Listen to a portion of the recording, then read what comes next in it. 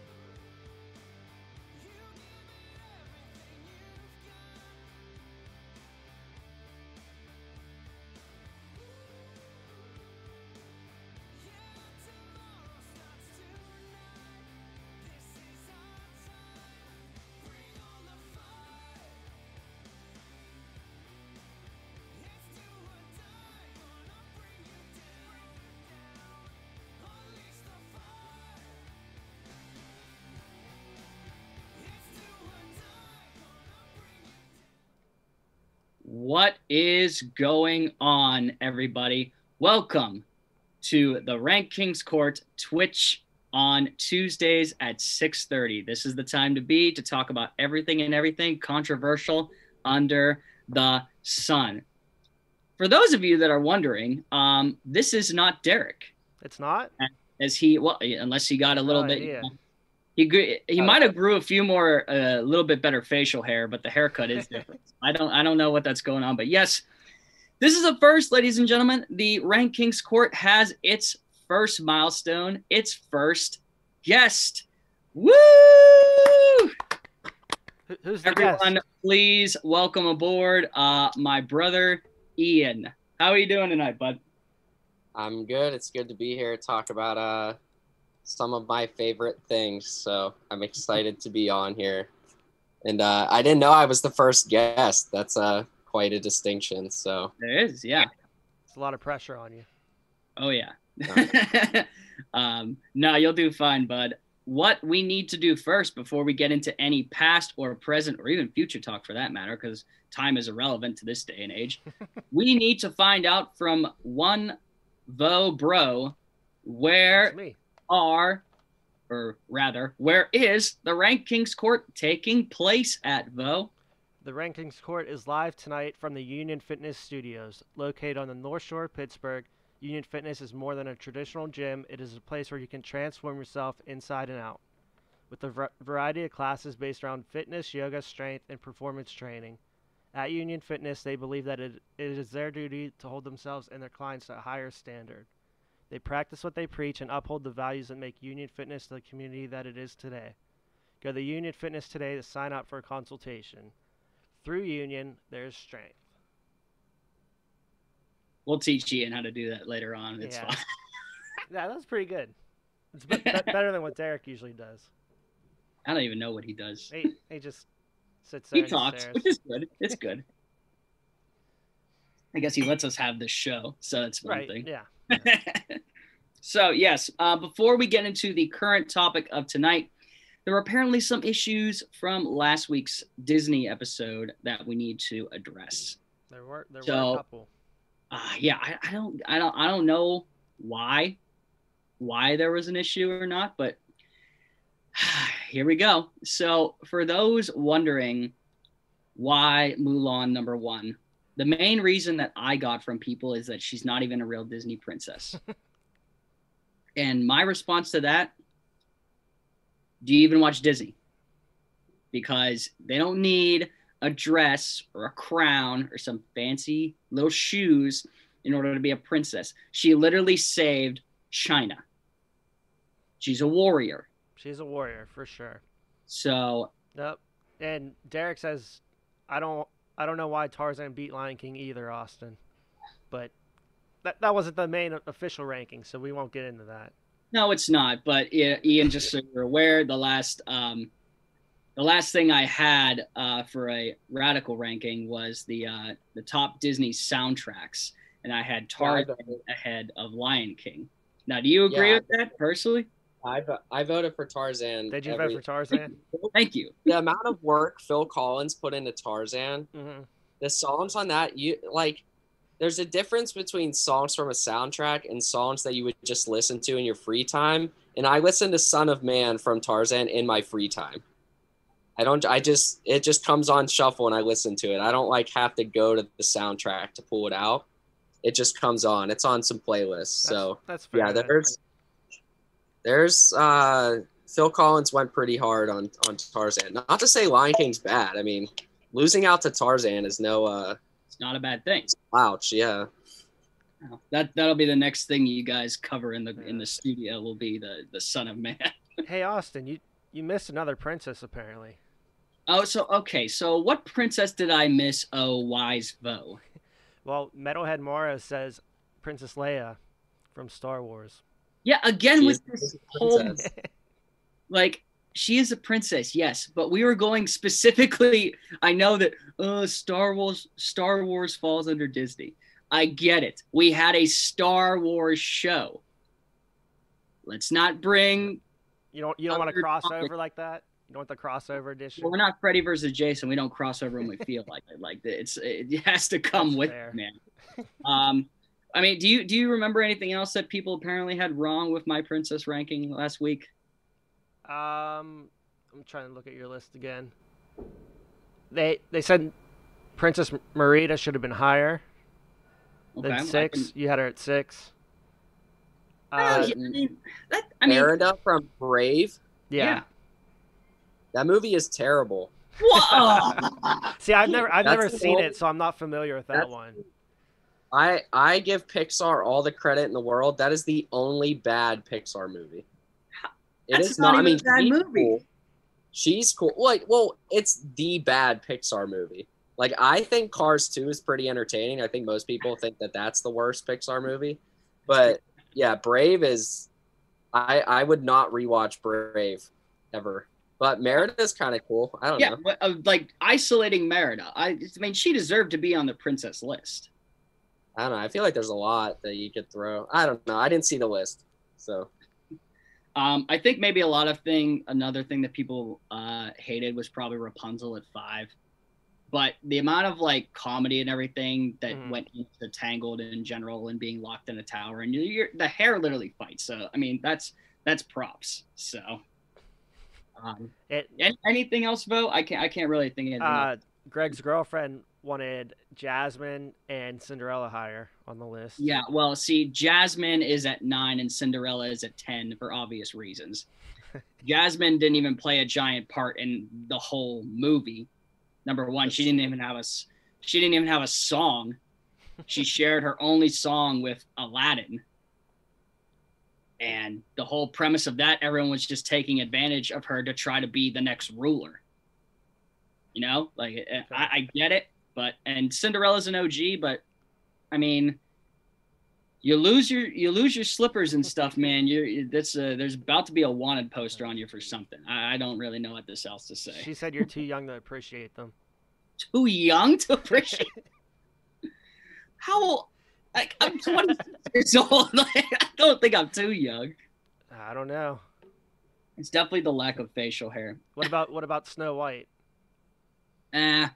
Whoa, Nah. Snow White wasn't on the list? She was not. Nah. I mean, is she in the movie? I mean, basically not, but Yeah, I wouldn't say. But this has been good talk. We would definitely have another big discussion on it if we so choose. But it's time to get on to the actual topic for tonight's show. And it's a topic that Ian virtually loves and researches and does everything about. We are talking about reality competition shows. Should be a good one tonight. I would say so. I mean, the premise of the whole thing is you're trying to compete to either win a prize. So physical, brain, everything revolving around those things goes into tonight's topic. So let's get on with it. Our first radical ranking.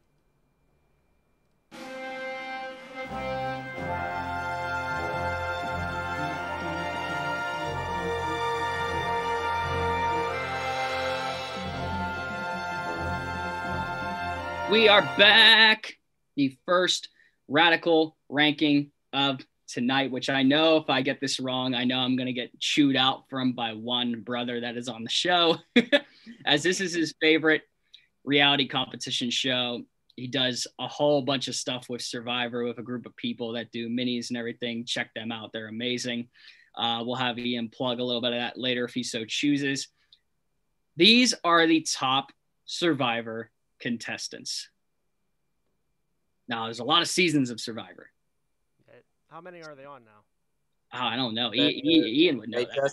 They just did 40 last year, and they would be farther on past 40 if they would take their shit out of Fiji and film somewhere else. But they won't. And the Fijian government won't let them film there right now because of the virus. So they've been stagnant for the past year while other reality shows have just continued filming. So they're doing 41 in the fall, though. Excited. Oh, that's good. So 41, man. That's crazy how long this show has been going on for, right? Like, just absolutely insane. We'll talk more based on that when we get into later in the show. First, the top Survivor contestants, number 5, Tony Vlachos. He kind of looks like Vin Diesel. That's the first thing I thought of it was like, is this just Vin Diesel? It's Vin Diesel from the Pacifier movie. Like baby Vin Diesel. Oh man, I mean, this guy was good. I enjoyed all of his things. Ian, why don't you talk about a little bit of Tony Vlachos? Well, he's 4 spots too low, but so starting off strong, Austin. Starting off hot, I guess. Yeah, Tony, I probably would have had him about that spot prior to 40, but season 40 was all winners. It's the first time they've ever done that. 10 men, 10 women that have won the game previously, and Tony won that season. So he's now the second 2-time winner. He probably played the greatest season ever this past season. I probably would have had him around 5 or 6 prior to season 40, but yeah, his season 40 game is unbelievable. He's just like the perfect combo of entertaining and also good at the game. Now he was a police officer, right? Like before. Yeah, he's a cop. That's crazy, man. I can't get Vin Diesel out of my head, right? The first time I saw the pictures, like, yeah, that's Vin Diesel right there. But yeah, a 2-time winner, obviously really good at what he does. You know, if he's able to beat out like how many other winners to get the prize. So maybe 5 is a little bit too low in my ranking according to Ian, but we'll move on to number 4, Parvati Shallow. You want me to talk again? Yeah, go ahead. I mean, you got a lot of the knowledge, so I want to. Parvati's a 4-time player. So she played on Winners at War 2 season 40. She had never finished below 6th place in her 3 times playing. So she finished 6th, then she won, and then she finished 2nd and lost by a vote. So she was almost the first 2-time winner and lost out to another winner in season 20. But she came back 10 years later to play in Winners at War. She has completely changed the game. I would say, 3 or 4 is probably good for Parvati in ranking, but she has completely changed the game. She was the flirty girl that got people along with her, got men along with her, and then voted them out, tricked them, fooled them. Any attractive woman that comes on the show gets voted out because they're like, she's the next Parvati. She's going to try and swindle men. They will say in a confessional they have no meaning of doing that, but it doesn't matter. They get voted out, and it happens every season. There's at least one of them. Unless they're really good strategically, they get voted out. So she has completely changed the game, and she's an incredible person. I have friends. Austin mentioned I have friends in the Survivor community. I have friends that have met her. She's quite the human being. So not to say Tony isn't, but. Yeah, Parvati, I believe the first time I ever saw her for Survivor's shows that I have watched was on Heroes versus Villains, I believe. And that's kind of where like she stood out, was when she was like basing her game around everything that Ian said. And you could argue like almost like a mermaid leading a ship of sailors to their demise with her songbird attitude. This is definitely a Parvati move, I guess you could say. So yeah, Parvati at 4. Ian agrees. So we're doing well here, Vo. I'm not stepping over too many. Back there, yeah. Yeah, yep. Yep. on to number 3, Austin. That is one Sarah Diaz Twine. Sandra. Thank you. I don't know why it says Sarah. Well, that's on. Yeah, so Sandra is the first 2-time winner. She played twice. Well, she's played 4 times now, but her first 2 times she played, she won. So both times. She won back in season 7, and then she won Heroes vs. Villains. So she beat out Parvati by 1 vote in her second game to win. A lot of people consider her to be underwhelming because she's not very like out there. She's not polarizing at all. She's just good at the game. Her strategy is anybody but me. It worked in her first season. In the final 2, she faced someone who was just really bad and won the game, although I feel like she could have beaten a lot of people. And in her second time, a lot of the jury, so for those who don't know, Survivor, you vote people out, and then later in the game, those people go on to a jury, and then the jury votes in the end for you to win the game. So you have to vote people out and then in turn get them to vote for you. It's the best game in the world. And all the jury was heroes, and Sandra was on the villains tribe, and they all thought that she was the most heroic of the villains that were in the final 3. So that's how she won that game. But she, number 2, number 3, you could even argue number 1 because she won twice out of her first 2 times. But yeah, she's the queen of Survivor. Some people argue Parvati, but Sandra's the queen. Would you put her higher on your list? So I have a top 100 Survivor player rankings. Oh, wow. And me and my friends That's are a lot of doing rankings. me and my friends are doing a compiled full 40 seasons, every contestant ever ranking. So that's 590 players. Sandra is number 2 on both. So I can't argue with 3 because I don't know. Sandra, if you have Sandra outside the top 3 or even top 5, you're just watching a different show. I don't know what. Right. Yeah, you're missing the boat at that point. Not too bad, Austin.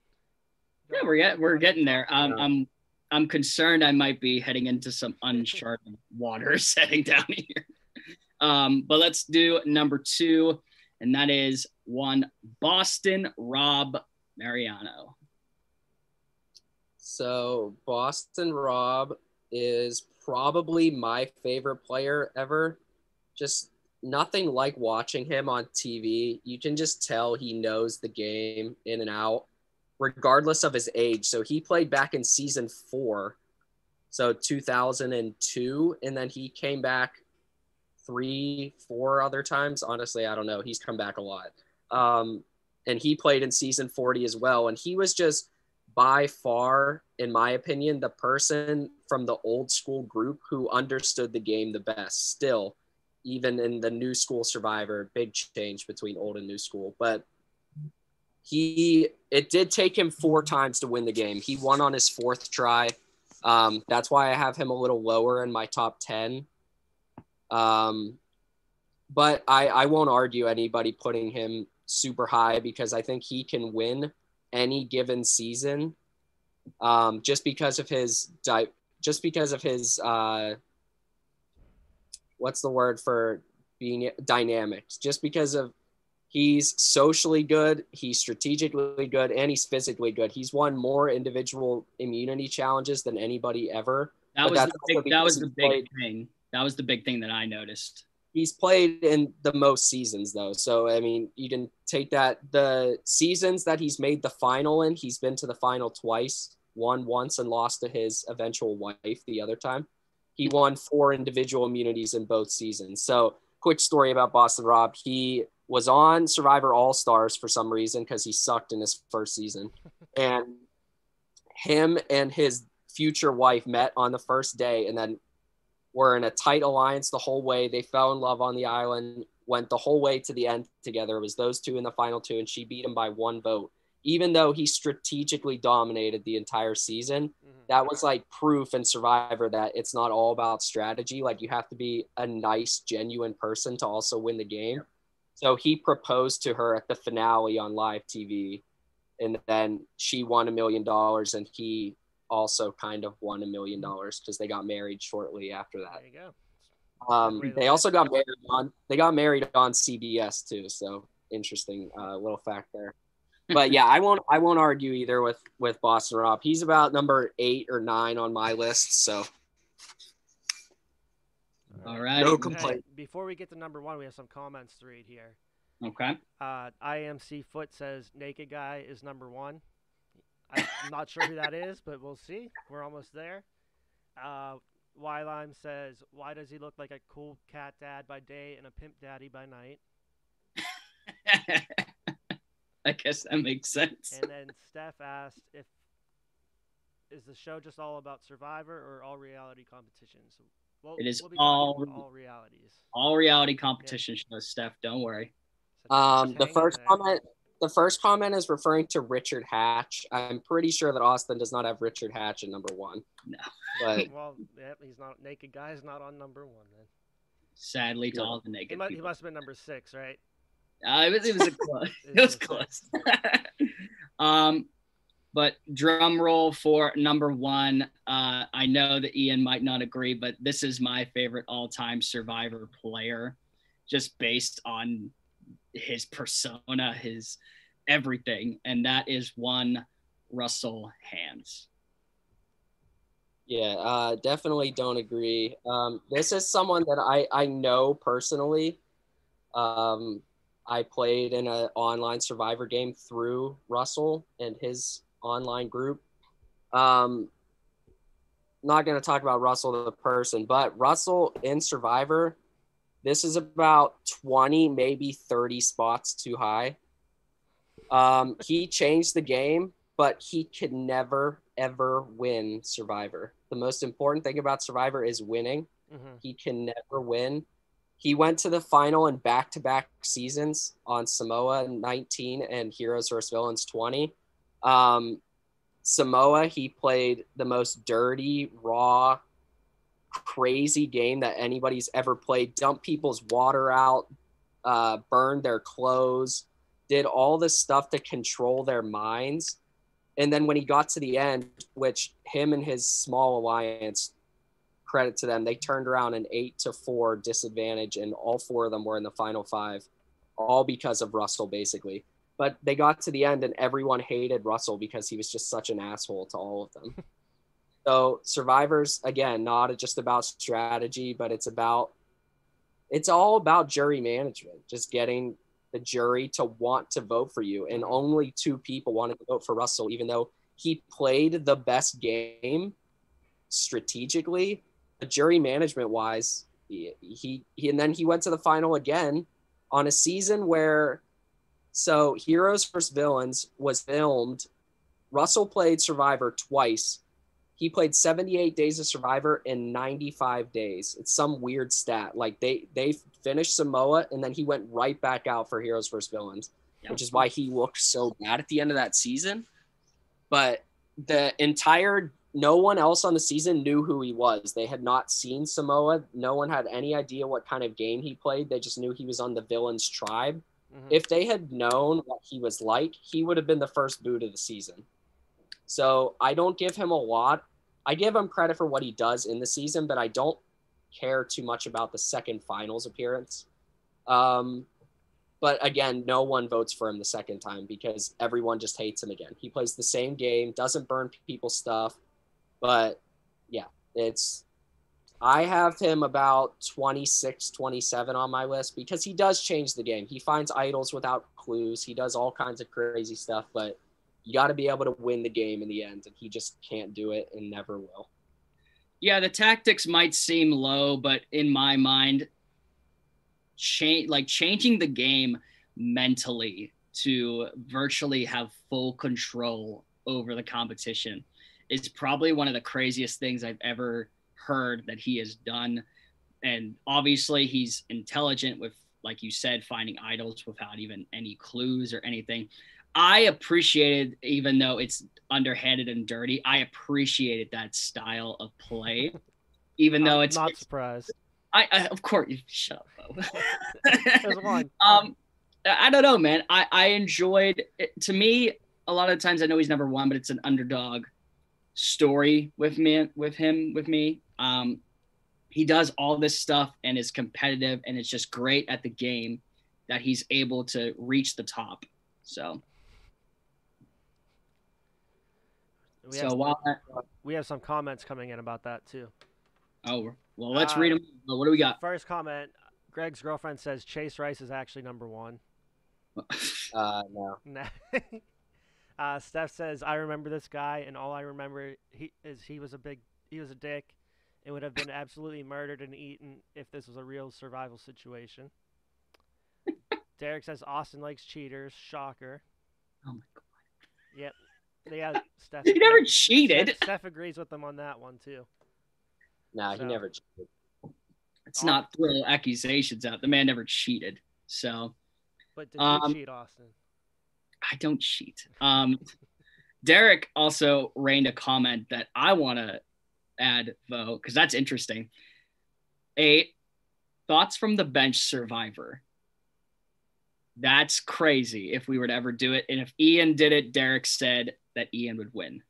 I can host it if anybody wants to do it. If you guys get 12 people, I can host it. Oh, we can most certainly. We have about 12 people in our circle, so we can I feel like Ian would win if he was on this because he watches all the shows. He knows every trick in the book. Mm-hmm. So you don't have to know every trick in the book. You just got to know people, man. You just got to know people. Austin played in that mini that I helped produce a few months ago. He's seen like 10 episodes of the damn show and finished in 3rd place. You just got to know people. You just got to know people. You don't have to know the game. Yep. I didn't know any of those people, so I didn't. That's why you didn't win. You got to be able to adapt quickly, and you got to be able. Well, real Survivor is a little different because you got no food. You're sleeping on wood. You're without any technology, which is crazy nowadays. Was a lot different back in 2000 when it premiered. But yeah, we'll talk about that more when we get to the shows. But yep. Well, that was our first radical ranking of the top Survivor contestants. I thought I did pretty well, aside from Ian's obvious hatred of number one. But let's head into radical ranking number 2, though.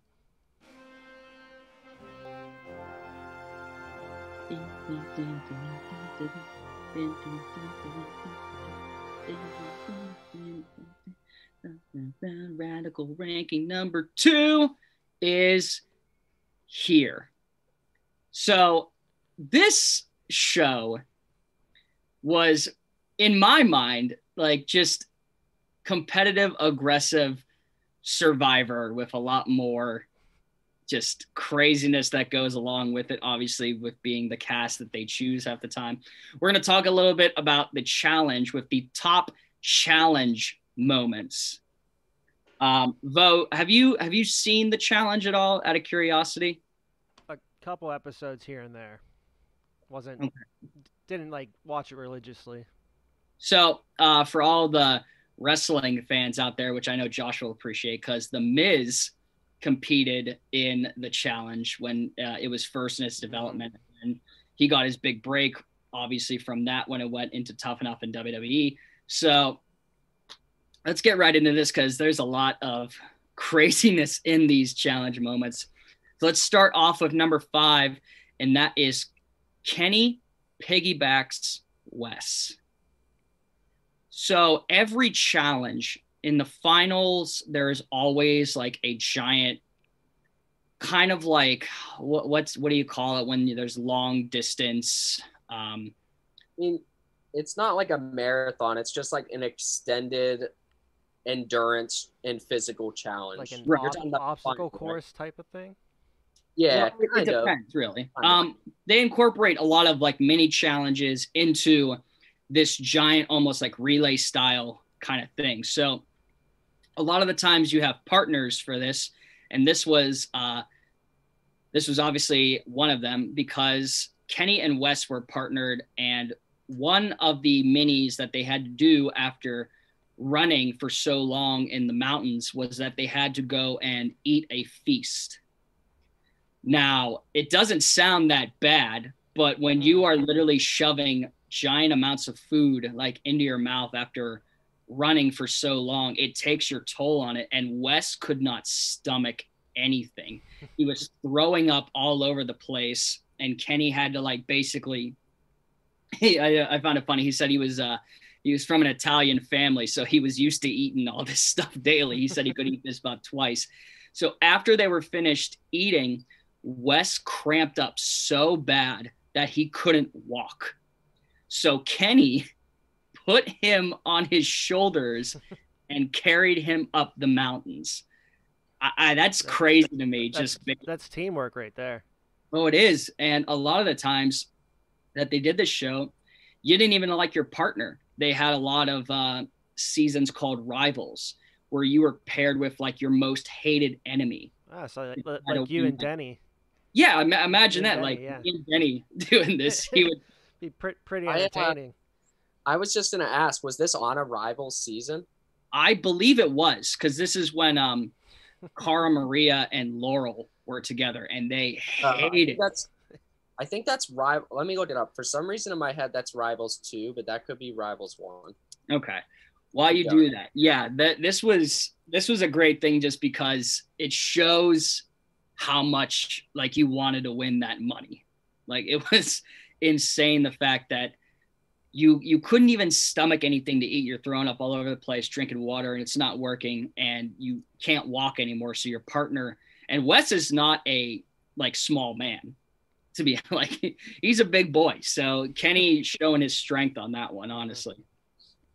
Austin, can you see the comments at all? I cannot. What's going on? Derek said he's Kenny in this show as Wes. I don't know how you feel about that one. Well, so Derek was peeved at the fact that I did not put Wes on my top challenge contestants. Okay. And I like Wes. You got to think of all the other people on there. And I know Zach was a little upset that I didn't put Diem on there. Diem was 6. Like, it's really hard to like work around with that, with how many shows that they've been on, how many times they've made it to the end and everything. Let's hit number 4, which was kind of what Ian brought up on Survivor, but with this one, and that is Jordan proposes to Tori. So Jordan and Tori were basically on a relationship throughout this season. And Jordan is one of the most ferocious and I wouldn't say intimidating, because he's a small, but his limitation was that his hand was like, there's something up with his hand. I don't know if he didn't have all his fingers and everything on his one hand, but you would never know in his competitions, because he balled out. He was in a lot of like ending challenges and gauntlets and everything, and came out a winner in a lot of them. So in one of the final episodes, he proposes to Tori, and it's this big thing, and everyone's like, oh my God, because like you rarely see that on the challenge. So I thought this was I thought it was a nice little entry to put in. So Ian, did you find out that was Rivals 1 or 2, bud? It's Rivals 1. Also, Laurel, Tori and Jordan are no longer together. That is true. Yeah, I did read about that. Well, now that's sad. But hey, at least they made your list. Yeah, it still happened. Let's hit number 3. Diem is G.I. Jane. So in this particular challenge, Diem had finished her final rounds of chemotherapy and had to go into a challenge, and she wears a bunch of wigs so that, you know, she was like self-conscious of her hair. So all of the female competitors in this particular challenge, they had to do, I believe, which was something involving swimming or water. So Diem took her wig off and put her swimmer cap on, and all of the other female competitors decided to also wear a swim cap in support of DM. And I thought that was just, honestly, DM, rest in peace. Like, that was one of the greatest sportsmanship moments in challenge history I've ever seen. When you're playing against people like that, obviously you don't like, but you know that even if they don't like you, they respect you for coming back and doing that sort of thing. So nice little gesture there. I think that's on the duel 1, and I'm pretty sure that they have to like race through a huge pool of mud. But yeah, I just watched that season like a month ago. But yeah, that she does wear the swimmer's cap. The rest, there's like 9 of them too. They all do it. So yeah, that was I believe that was one of the first, like, when they were all together, at least, that they all the women supported that. Was she Derek's partner? Apparently. I don't. That's what our Derek is saying. I don't quite remember. No, she's with CT that whole season. Well, that's right. That's you what idiot, I thought. Derek. That's why you're not here. Derek. Not Derek from the challenge. Our Derek. Stupid Derek. Stupid Derek. Let's hit number 2, which I recently rewatched this thing and I was still in shock. Number 2, Johnny screws over Sarah. This was tough to watch because Johnny and Sarah had made their way and they had won the challenge. But since I believe this was Rivals 3. I think that's where this season came from. They were left with a choice because Johnny had the better time out of Sarah. That Johnny had the choice of splitting the money with Sarah or taking it all for himself. And for the first time, Johnny took the money and ran, and Sarah ended up with nothing after a whole season. And it's heartbreaking to watch, man, because Sarah, at that point, she was trying to go through grad school and everything. So she was counting on that money to help her out with that. And for someone that you're partnered with throughout the whole show, because you can't get there without that person. And Johnny decides to take it all for himself. I mean, it was the teams that made it with them were shocked. And obviously this has happened on a numerous amount of other occasions of the final team being that they won would have to choose. I think there's only been another time that this has happened, and it was later where it was Hunter and Ashley, and Ashley had the better time, and Johnny had to think about it. That Ashley at the split second was like, no, screw this fool. I'm getting the money. And Hunter was livid. Like, he was dropping bombs and everything. He was so mad. But yeah, one of the craziest challenge moments, but it doesn't beat number 1, though. And Ian will definitely remember this one because I think we actually watched this episode together. Number 1 is CT the Monster. Do you remember this one? My God. Yeah.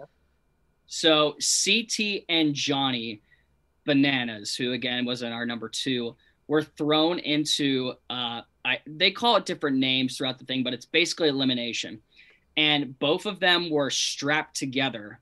And the object of the challenge was that you had to somehow drag your opponent to the end and knock over the barrel. And my God, CT, with all the rage that was building inside of him from countless interactions with Johnny, he got up and picked Johnny up, lifted him up over his back and stomped all the way over and threw Johnny into the barrel. It was by far the most, everyone was just mouths open. Like, they couldn't believe the strength and rage out of this man. And credit for CT, because everything with the challenge that he's done, he's basically the guy to target if it's not Johnny Bananas. And a lot of times, and I think in 2 seasons, if you like strike anyone physically or like anything, you're automatically kicked off the show. And that was like what CT's downfall was for 2 shows, was that someone got him so mad that he punched them and was kicked off.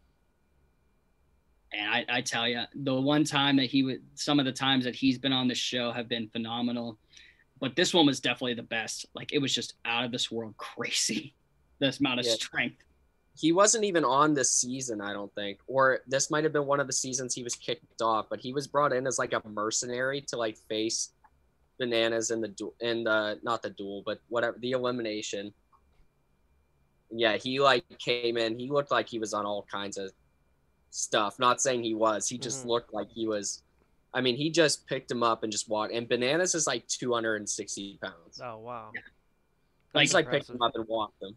The point of this went crazy was that when he got on all fours and Johnny was just swinging his body on CT's back trying to get off, and just he almost looked like a rag doll, being like 260 pounds. So, but yeah, Derek said he saw Wes and CT in LA, and they're both scary humans.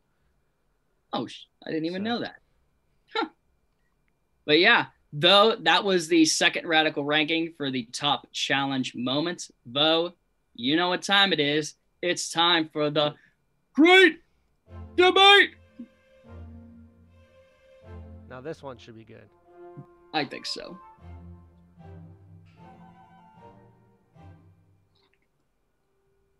All right, guys. So the Great Debate, or if I'm reading it correctly, was... Now, Bo, I'd actually read the Great Debate because I don't have it in front. It's too long for me to read the whole thing. So what we have is, which of these shows would you want to compete on? So, yes. So is that between the Survivor and the Challenge, or is that any? This is any reality competition show. Okay.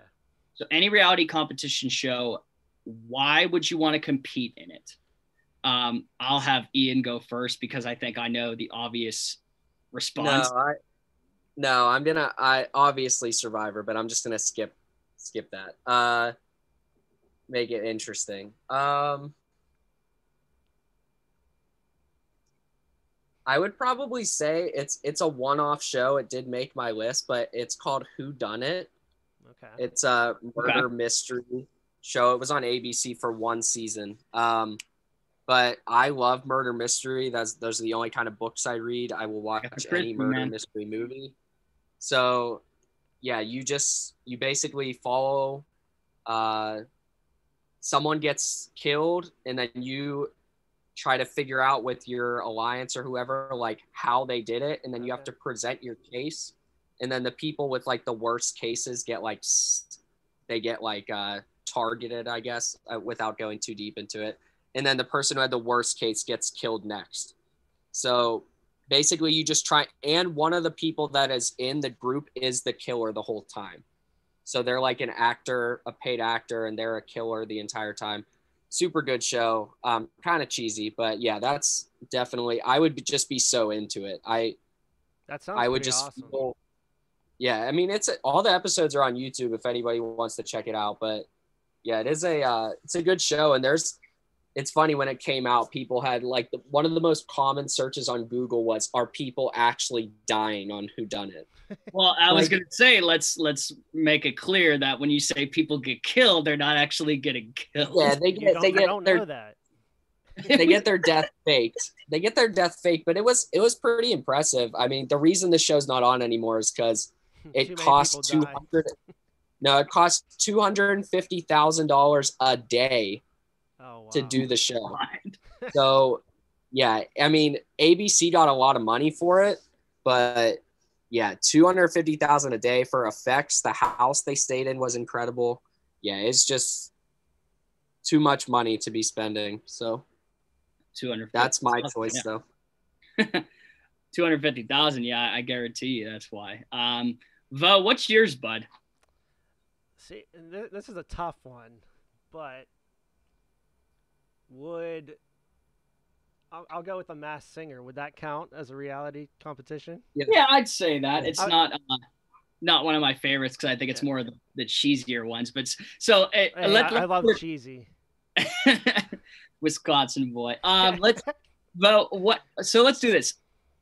I'm proposing to you right now with this. What costume would you wear, and what song would you sing if you were the Masked Singer?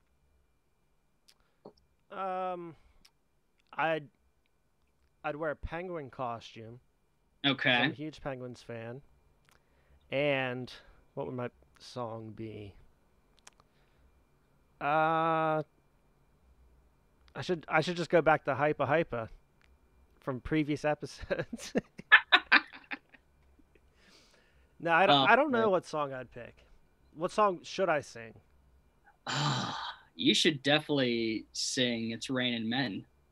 That'd be a good one as a penguin. Yeah, no, I feel like that'd be a good show because you're in costume. No one knows it's you. You can do whatever you want. You can act the fool, and no one will know. I hate to enter Derek's comments. Derek said he would like to compete on CNN Presents the Presidential Debate. Oh, geez, that'd be a good one. Steph writes in she would like to compete on The Amazing Race. I know for a fact I wouldn't compete because I have no endurance whatsoever. It's not a race. It's not a running race. I know it's not, but it was a play on joke. Learn what joke. Man, for me personally, I think that all right, so there's two. But I'm not gonna say the one since we already talked about it, since I would prefer to be on the challenge, but since we talked about it, I'm not going to say it. I am going to pick Fear Factor. Okay, I can see you on there. I feel like I have some phobias, but I feel like I would be able to tough it out. Like some of these ones that like have them in like snake pits, I'd be like, hey, what's up? Yeah, see, I wouldn't like that. Picking up like that dude that like smacks that king cobra like right in the head. That he's like cleaning out the pool. There's all these snakes. There's a king cobra that just comes up. He's just like, nope. But yeah, I'd say Fear Factor if we're not gonna include the challenge with this. So that's a good one. What would you guys, what would like not you, but what would the viewers like? We got some people writing in of what show, but what would you guys like to be on? And why? Steph says Legends of the Hidden Temple. She said it twice. She really wants to be on there. Oh, jeez. Yeah. Maybe they'll do the show again sometime. Yeah, bring it back, Steph. Wylime says Chopped. Ooh, some Chopped action. Okay, that'd be interesting. Guts. Foreigner says Guts. Okay, that'd be a good one. All right. Well, that was our great debate. Again, let us know further on the show. We're going to take a quick commercial break and be right back with the top ranking.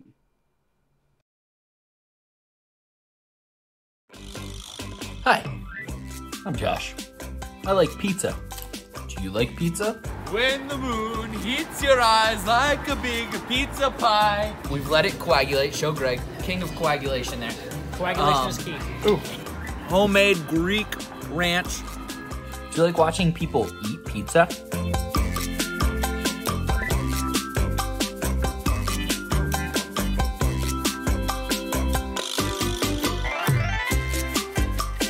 Help me, because I'm on the quest to find the best pizza in Pittsburgh. Hand-forged pizza. Bit Vici.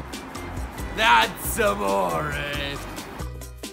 Make sure you're sending in your recommendations for the best pizza in Pittsburgh, because I'm going to go, I'm going to try it, I'm going to hold it to my standards.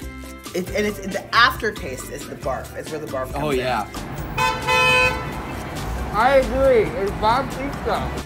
Can your favorite pizza place pass the test? Find out.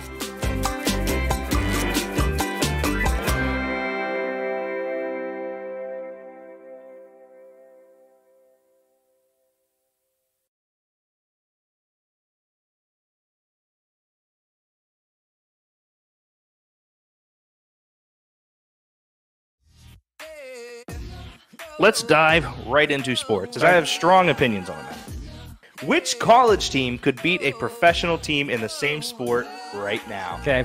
There is not a single answer that is better than the LSU Tigers defeating the Cincinnati Bengals. Even if I know the pitch that's coming, every other part of me is still normal. That's why it's frustrating for me, Greg. It's like, okay, if I know what something is coming, I know ahead of time, I still have to be able to do the action to get the result that I need. Okay, so they won 3 games in 10 years with 3 rebuilds. I don't lose at arguments. Especially about fast food, so yeah. You will never walk alone. Guess what? Now you will. Coronavirus. I barely touch my girlfriend's cat. The most I'd be willing to do is like just kind of put my finger on its forehead and just like. All right, ladies and gentlemen, with us is Alex Kazor from Steelers Depot. We are live with Ryan Smith, professional cornhole player in the ACL. Ryan, what all franchises were you able to work with in the NHL? With Phoenix, Carolina, and Detroit. No. So here is Moorhead's ranking. Moorhead is my cousin. He is the rank king. Higher Top 10 extra Power Rangers. Whoa. Okay. This is the top 10 emo songs of the 2000s. There's only one correct answer for number 1. Why is F is for Family better than Futurama when Futurama is like Star Wars for potheads? Like I know. So I think we have one or two that are mad in the chat.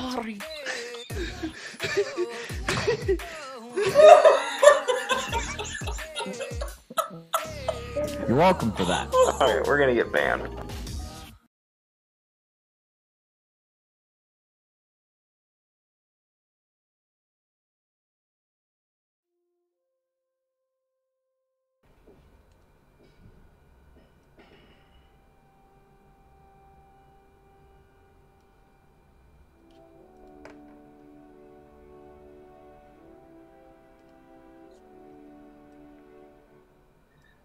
All right, ladies and gentlemen, welcome back to the RankKing's Court on Twitch. Little different format what we're going to do with the ranking tonight. With our guests, I have asked Ian to compile his top 10 for this, and we will see how they do against my top 10. I will say my number, he will say his number, and it'll swing off back and forth like a pendulum. And then you guys, we will put it on Instagram to see who had the better top 10. I got my confidence in this. I think it's going to be Ian. Of course you do. You and those bros are always against the king. Know your role. Have to be. Let's get right into this then, guys. The top 10 reality competition shows. Some of these are interesting. I tried to make it a little bit of format where everything was included.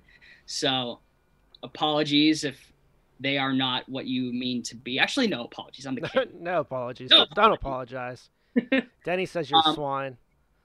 Who said that, Denny? Denny. And Foreigner said Ian already won. So I don't even know if we have to do this ranking. Doesn't matter. We're doing it. So my number 10 is American Ninja Warrior.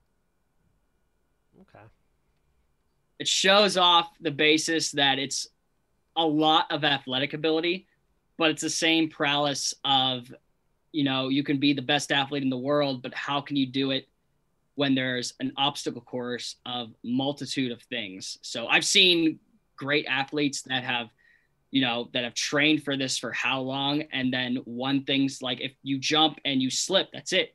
Yeah. Like you're done. So it's definitely a great one, but I couldn't see it probably any higher than this being my number 10.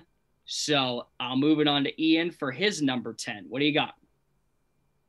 I got The Biggest Loser at number 10. So yeah, a little throwback. Basically just people trying to lose weight. So doing different challenges to lose weight. I haven't seen an episode in so long. I can't remember exactly how you get eliminated. I just know that the people who lose the most weight or the most average weight or percentage of weight, like, stay on the show, which is kind of counterproductive if you think about it. If you want people to lose weight, you should just keep them on the show anyway. But it is amazing to see the people come out, like at the finale when they come out to see if they won, like how much weight they've lost. Like some people lose like 250 plus pounds. Like it's pretty incredible. But I couldn't put it any higher than this. It's not on anymore. I watched it, but I would never seek it out in my free time. I just know that when I was younger, I used to watch it. So yeah, it's Denny's favorite show. That's what he said. Instead of losing weight, gain, Denny just pros versus Joes. Better get someone's mention on the list. He says. Me and Austin were just talking about that. We'll see. So we'll see if it's on here. That's a good pick. I completely even missed the Biggest Loser in my head, so that's a good pick. My number 9 is Hell's Kitchen. I love this show just based on how much screaming Gordon Ramsay can do to people. But it's a great concept because in the kitchen, it is literally entering the fire zone of the job. Mm-hmm. You have to be on your toes. You have to be ready to work, willing to do and put up with anything. And even if that's people incompetent, not doing their jobs, or an angry chef yelling at you. And this has produced so many memes of, where's the lamb sauce? Like, it's just, I mean, I love all of Gordon Ramsay's shows. This probably might be one of my favorites. So, but it's at number 9. There's obviously better ones to come. Ian, what is your number 9? My number 9 is The Sing Off. Oh, so another older show. Not too old, still this past decade, but so this is basically just American Idol, but a cappella. And there was only 12 groups in it. Mm-hmm. But again, I can't put it any higher than this because it only lasted 4 seasons, I think. So what channel was that on? Do you remember? I think NBC. I feel like it was. I believe you're right. But this is where Pentatonics came from. If anybody, if most people know who they won the 3rd season of this show, which I thought might make the show take off, but it died. Yeah. But then again, how many American Idol went on and is still going on, and so is The Voice. There's so many people who can sing well, but how many people who can sing well are seeking out a cappella groups to be in? That's and true, how many of those a cappella groups produce money year after year after year? So if they sing Christmas songs, they'll make money. That's it. Yeah, I mean that's your Mariah Carey and in a cappella form, basically, making your money at Christmas time. But yeah, the show is great. There's just not enough talent to keep it going. Not even talent, just not enough prospects really. But the seasons of the show that were good were really good. Yeah, I mean it's hard to find a lot of a cappella groups out there. Let's be honest. Like, and we thought again the whole success of it would take off, and even movies like Pitch Perfect would get the idea of a cappella like great into the mainstream. It just hasn't yet, but I have confidence that they'll work some now with that. It's such a good concept of a show. My number 8, I got to give out a shout out to Josh as he loves this show. I had to put it on here, otherwise I feel like he'd grill me into existence. And that is RuPaul's Drag Race. Foreigner wants to start an a cappella group, just to let you know. Thoughts from the bench a cappella group. We're just starting everything tonight. The basis of the show is great. It's all about a bunch of drag queens, and they try to find the best drag queen out of all of them. I love it, man. The concept is great. I know Josh. Yep. Elsas. Elsas loves this show, man. So I had to give it credit. I had to put it on there. So that's shout out to you, buddy. Hope you enjoy that one. Ian, what is your number 8? Some people might think this is a little low, but I'm going with back-to-back singing shows. This is American Idol at number 8. Okay. So American Idol would easily be top 5 if it stopped with the old set of judges. But Lionel Richie, Luke Bryan, and Katy Perry could not be farther apart. It just and Harry Connick Jr. It just doesn't work. And I feel like you lose that nostalgia with like people like David Cook and Chris Daughtry, like those old people who used to be on the show, Fantasia, Carrie Underwood, Kelly Clarkson, like Clay Aiken. Yeah, of course, Clay Aiken. Can't forget about Clay Aiken. Who lost to Ruben Studdard. Yeah. That like when I forgot about him. When everybody has. When Paula and Simon and Randy left, it was just a different show, and that's why it drops for me. But yeah, American Idol at 8, it's still a great show. It would have been higher back then. Oh, it would have been in the 3-4 area back with the old judges. But I mean, it changed the show dramatically. It changed the whole vibe of the show. So I will never forget one of my favorite auditions from American Idol was this like teen angst like emo kid that walks in, and they're like, "What are you gonna sing for us?" And he says, "I'm gonna sing Silverstein Smashed into Pieces." And he pig squeals and screams the whole thing, and they're just like, no. And Randy's like, rah, rah, rah, rah, rah. It was so good, man.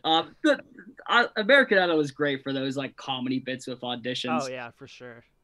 I could laugh at those for ages, but we got a lot more to cover, so I'll move on with my number 7, and that is Project Runway. Now, a lot of people, this is for obviously the ladies out there, and for men that enjoy the show too. That's great. Project Runway was amazing for the fact that it tried to, essentially they were competing together to get that, but they were also showing off like their own designs to try to win that ability, man. The outfits that they came up with were fantastic. And I consider myself a pretty fashionable person, and all of those interesting clothes designs choices were just phenomenal. So I had to put it at 7. I know that might not seem like a competition show to a lot of people, but this is my number 7. Ian, what do you got for your number 7, bud? Number 7, I have The Amazing Race. I forget, someone you said mentioned it in the comments earlier, but yeah, The Amazing Race.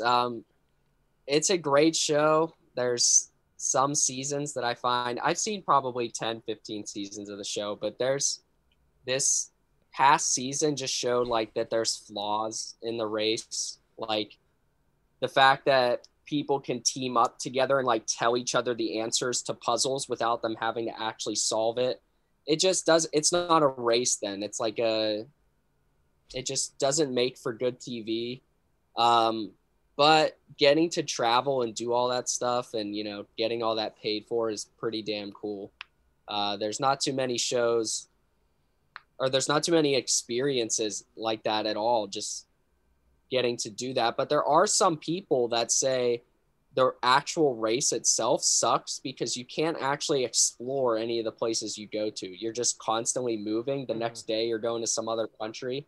So a lot of the people who go on there to experience those places and travel end up not liking it. I think people need to go on that show to win and not to explore, and they'll enjoy it more. But that's my number 7. Hey, Austin, for your number 7, Project Runway, was Tyra on that?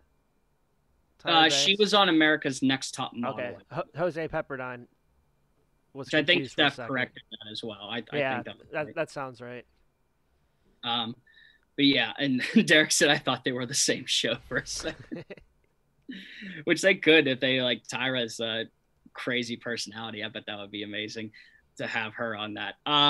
Let's move on to my number 6, and Ian had mentioned it not as a choice, but he had mentioned it in the process. And number 6 for me is The Voice. This is a good one. I like this one. At first, I was very skeptical because, American Idol was still going on and that they were bringing another singing show. I believe the Sing Off was canceled around the time that this one came on. Correct me if I'm wrong. Yeah, it sounds about right. Yeah, but the idea of a blind audition of just hearing the voice is so, I guess, crazy to believe, because a lot of people, it's really rough, because a lot of it is judging based off of, you know, how you look rather than what your voice sounds. But once the chair turns around and you see that this person has a voice, like that voice matches the person, sometimes it takes, you know, people completely out of the water. There have been amazing contestants that have been through this show. Along with the reason that it's so low is kind of what Ian said with American Idol with the judges. They keep rotating on occasion, but there are certain ones that stay. I personally don't like Adam Levine on the show, but that's just a personal opinion. I much rather have old Adam Levine rather than new Adam Levine. So yeah, Denny said this top 5 better be electric, and he donated 200 bits. So shout out Denny. Hopefully he doesn't let you down on the top 5. Hopefully not. But that was my number 6. Ian, what do you got for your number 6, bud? By the way, I do not have the voice on my list. Number 6 is the Great British Baking Show. I knew this was going to come. That's a great name. This show is incredible. It's on Netflix if you haven't seen it. There's certain seasons that are just top notch. These are just people who just love to bake. And I love British accents, and baking and British accents just make sense. Yeah. They always have like the most diverse cast. Like there's always just this old dude or this old woman on there, plus this like 17-year-old up and coming baker. But the cool thing about it is it's just like amateur bakers. None of them do it professionally. They don't have their own shops. They all just do it in their own home. And then they're just some of the best bakers in the entire country. And they just show up to a tent every weekend, bake some stuff, hope they don't get kicked out. But yeah, great show. If plus the host's name is Paul Hollywood, so you know, little interesting name there. But it's a perfect name for a host. I'll have to check that one out. And I would love to. We need Marquise Hollywood Brown hosting this show. Yeah, exactly. Or just anybody with Hollywood in it. That'd be crazy. He can host the American version of it. There you go. Yeah. My number 5 is one that Ian had mentioned already, and that is The Amazing Race, which is not a race. I want to make that very clear. Are you sure? Well, you thought it was a race earlier. Just not a running race. Right. It's not a running race. Thank you. Which you got to stretch before you run. Before you're on the show. Fitness tips from Bo, everybody. The Amazing Race has a great concept of just like Ian said, exploring and everything. It's funny that I got into this more after, which it's animated, so it's not on here, but Ian and I, one of our favorite shows growing up was one Total Drama Island, and they sort of did a spin-off of The Amazing Race with this, where they were going to everywhere, and it was just incredible. So I started like actually watching more of the actual Amazing Race because of it. So all props to it. That is my number 5. Ian, what is your number 5? My number 5 is my show that I said I would play on if I could. It's Whodunit. I would love to put it higher, but it only ran for one season. So yeah, can't. 5 is as high as it can go. In terms of just enjoyment of a show, I don't think I've ever been so captivated by watching something other than Survivor. The show, if anybody gets a chance, it's on YouTube. It's cheesy. The kills are, well, fake kills are, kind of cheesy too. But murder mystery, man, if you're into it, check out the show for sure. Yeah, it sounds pretty interesting. I bet Bo gets killed the first thing. No, I'd win. Let's move on to my number 4. Shout out to Zach for this because he's a big fan of this show. Surprisingly, which I didn't think he would be, but he is. And that is The Bachelor and The Bachelorette. I mean, it's cheesy. I get it with the whole, competing to, find that person, which I will say a bunch of our camp friends and everything from work, we're basically just having a little shindig at our one friend's house, and it was all girls. And then it was, me and my buddy that were watching football highlights in the corner when they were all like, ooh, ah. But you can't knock it for its like ability to get so involved with people. Like, it's if it's on, it's like the number one thing trending on Twitter. Like, yeah, all the time. The comment section is not fans of this one. I bet they would not be. It's fine. Steph says she hates this show. Derek says love is fake. Boo. It was made by Hallmark. Boo. And Foreigner says flavor of love is way better. Is that what Flavor Flav? Yeah. The prize was Flavor Flav. Like, oh man, pretty good show. Yeah, yeah. No, I know a lot of people like hate it, but you can't knock it for captivating such an audience to be able to sit down in a television and watch it for how long of people make mistakes and what they would do. And they create these whole scenarios in their head. It's phenomenal. So that's my number 4. E, what's your number 4? My number 4 might also be a little controversial. Not because it's a bad show like The Bachelor, but shots fired. My number 4 is The Apprentice, hosted by Donald Trump. Okay. So mid to late 2000s and earlier, I think. But yeah, just a business show about Donald Trump running these people through business scenarios, and whoever won the show got to be his apprentice. Obviously, I'm not going to get into the political aspect of it, but the show itself, just excellent. There's so many good seasons. I remember watching it every Sunday. Just back when I wanted to study business and everything, just the ability that these people had to just constantly think on their feet, plus the level of people that played. Like, everyone that played was just like top notch at what they did. And the celebrity seasons were always good. Yeah. Trace Adkins, shout out 2-time winner, Trace Adkins. Joan Rivers, I don't know how you can become the apprentice twice. I don't think Obi-Wan did that. But yeah, great show. But I understand if people don't approve. Joan Rivers was my big one that was on that show. Yeah, she was on too. Yeah, she was hilarious. I want to make it clear: The Apprentice with Donald Trump, not The Apprentice with Martha Stewart. Big difference. Big difference. Let's move on to my number 3, which we had talked about already, which some people would say it should be number 2, but I'm going to say it's 3, and that is the challenge. You have the ability of taking young people and putting them in scenarios to win a certain amount of money. Challenges can differ from, things such as puzzles and everything to physical tasks. And obviously drama gets in when you put them all in a house. And obviously, but like I said earlier, with people fighting and hating each other and then being teamed up at some points with people they hate, it makes for great television. I don't know if it makes for great use of those people, but it makes for great television. You got people like CT, obviously, and Johnny Bananas that have made their careers, made their livelihoods off this show, as well as people like underdogs. Like, I appreciate like Cara Maria. I know she hasn't done a lot, but she's been on, I think she is the female that's been on the most challenges as of late. And every time she comes in, she just brings all this crazy energy and just, it makes for great television. I would say the challenge at 3. But we are all eager to hear Ian's number 3, which is what?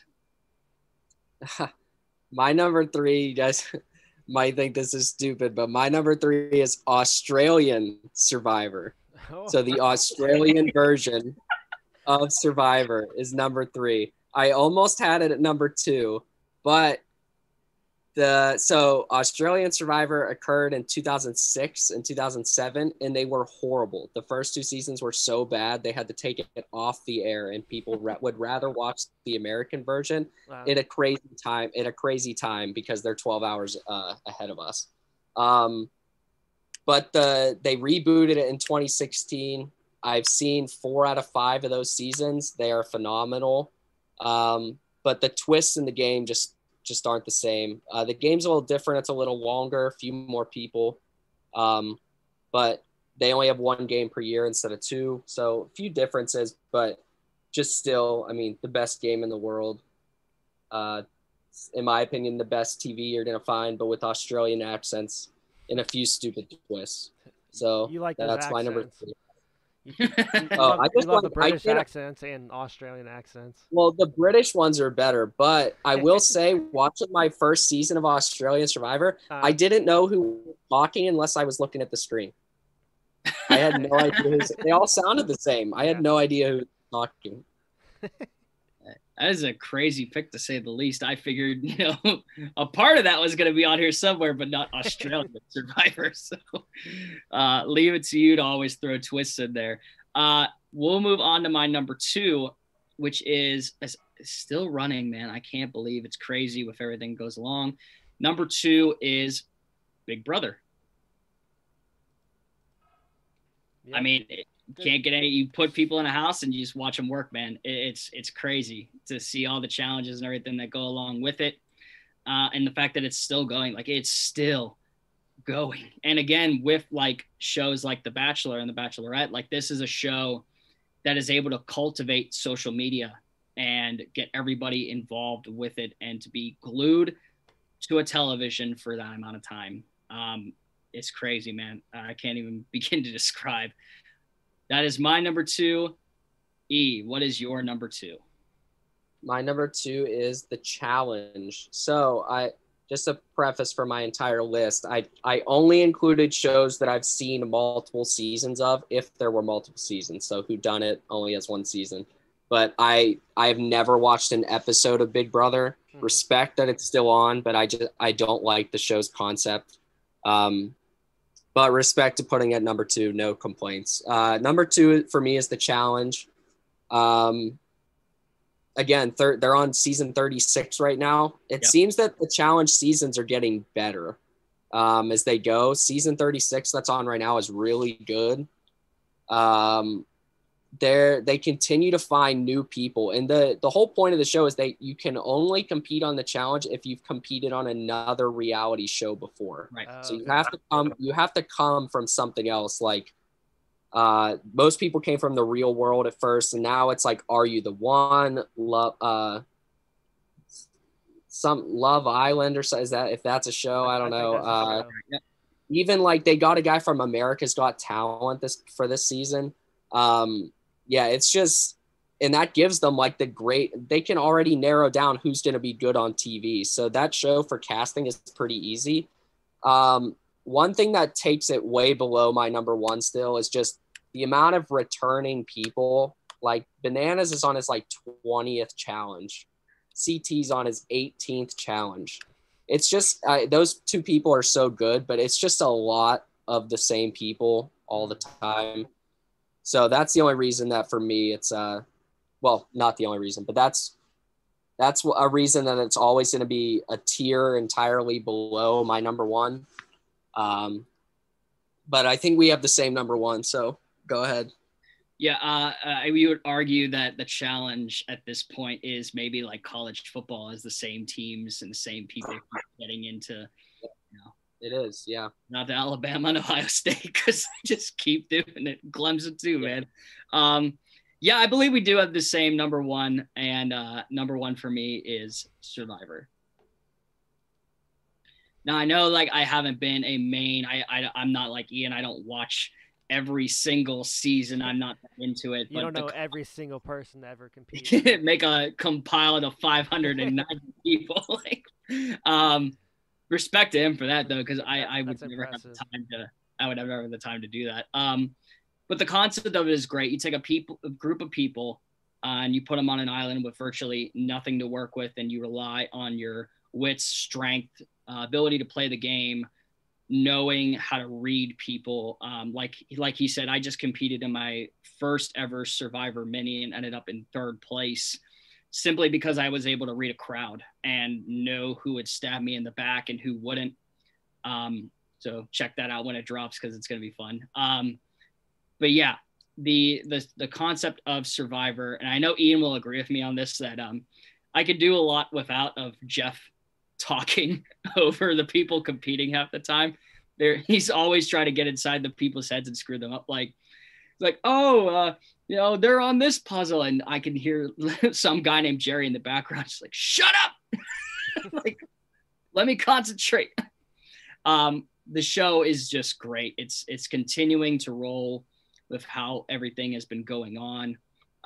It's fantastic. It's obviously the number one reality show for me. And this is where we bring to Ian. Yeah, my number one is Survivor. That's no surprise to anyone. Usually I make lists starting with just I make rankings, starting with just a list of shows or a list of whatever, but I just put this one at the top right away. Yeah, I dedicated so many years of my life to watching this show. It's been on since 2000.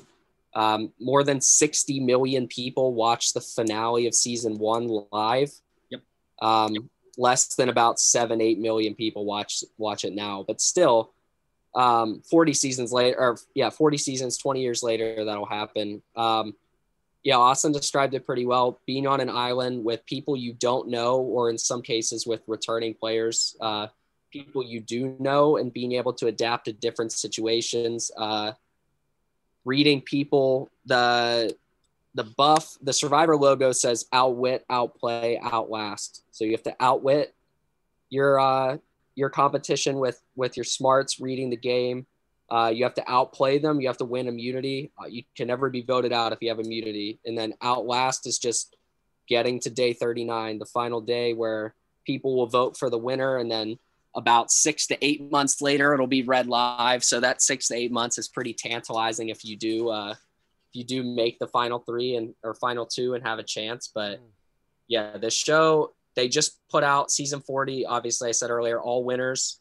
It was the most prize money for a reality show in TV history. The winner got $2 million. So yeah, I could talk about that show all day, but we don't have that much time. So which, Vo, just so you know, immunity is the safety necklace. Yeah. Let's read through recap one more time before we send Ian off and give him his plugs to give if he has any. My top 10 I'll read back, which was number 10, American Ninja Warrior; number 9, Hell's Kitchen; 8, RuPaul's Drag Race; 7, Project Runway; 6, The Voice; 5, The Amazing Race; 4, The Bachelor, Bachelorette; 3, The Challenge; 2, Big Brother; 1, Survivor. And I'll let Ian read back his 10. 10, The Biggest Loser; 9, The Sing-Off; 8, American Idol; 7, The Amazing Race; 6, The Great British Baking Show; 5, Who Done It; 4, The Apprentice; 3, Australian Survivor; 2, The Challenge; and 1, Survivor. Still boggles my mind that he put Australian Survivor. And Austin, some of the comments have other shows that you might have missed on here. Do you want to hear those? Oh, if I must, Vo. One is Guys Grocery Games. I've never watched that one, so. Another one, America's Best Dance Crew. Oh, wow. Yeah, I did. And I think there was Shark Tank was mentioned earlier. Ooh, I missed that one. So, that's a great show. I just didn't consider it because people don't go on to compete against other people. That's fair. You just compete against yourself, basically. I mean, if your pitch or product sucks, they're not going to give you money. But great show nonetheless. Absolutely fantastic show. And Masked Singer wasn't on there, so I'm kind of disappointed in that. I'm not a fan, man, because you know what brought up after this was the Masked Singer, the Masked Dancer. It was a whole freaking concept that just we get it. People like wearing masks and costumes. You're a Halloween guy. I figured you'd like masks. Well, it doesn't mean I would want to do it. Even though my angelic voice and my ability to pull off an outfit. I mean. Exactly. See? Could have been your number one. So we'll give this time right now for Ian to plug anything. If he has anything, this could be anything that he's currently doing or any Survivor stuff that he has going on. Ian, the floor is yours before we close court, my friend. Yeah, I don't really got much going on, but I would like to plug my Survivor.org or online reality game. It is through the Survivor Specialists at the Survivor Specialists on YouTube, Facebook, Twitter, basically everything. They're just two people that podcast about Survivor. Incredible people. I've talked to both of them personally. They're very good people. On Patreon, they have different tiers. If you pay for the highest tier, which is $20 like me a month, you can go on their show. They'll let you come on. They review Survivor episodes or whatever. They're doing a challenge rewatch right now.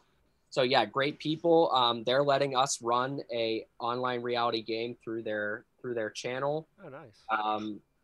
I have an application. If anybody would like to see it, I will hand deliver it / email it to you. I would love to see as many newbie people as possible come play. It is a kind of nightly thing, so it's Sunday through Friday every night for about an hour for a little over a month. Okay. So it is time consuming, but I have played in one.